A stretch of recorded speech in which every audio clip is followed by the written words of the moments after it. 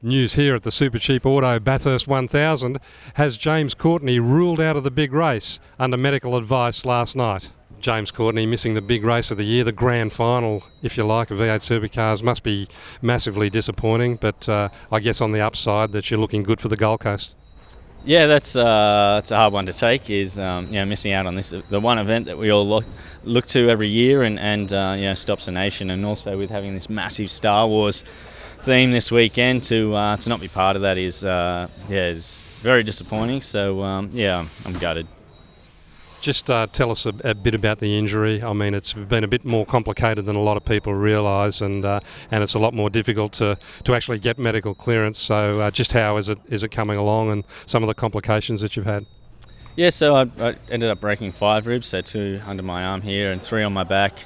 I broke the cartilage on the front of my rib cage, tore the muscle off the bottom of my rib cage, smashed all the muscle in my back, punctured my lung.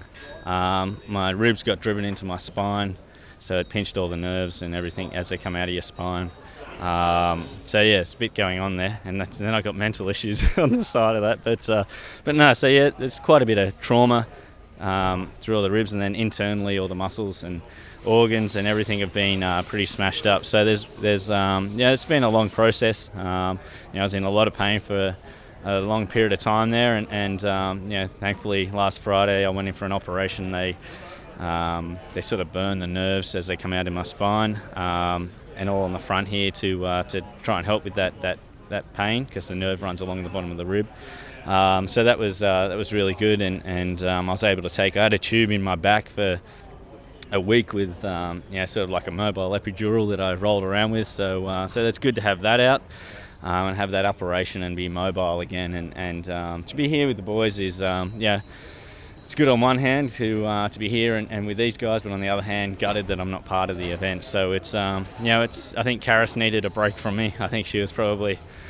I'm not the best patient, which you probably find it hard to believe, but no, it's been tough not only for me, but for our whole family. So it's it's good to be on the upside, and we only found out late last night when the surgeon come out of surgery that they didn't pass me for this weekend. But yeah, we're still focused on the Gold Coast and doing a lot of physio and things like that, and trying to build up all that soft tissue and fix all that soft tissue damage. So I'm good to go for the Gold Coast.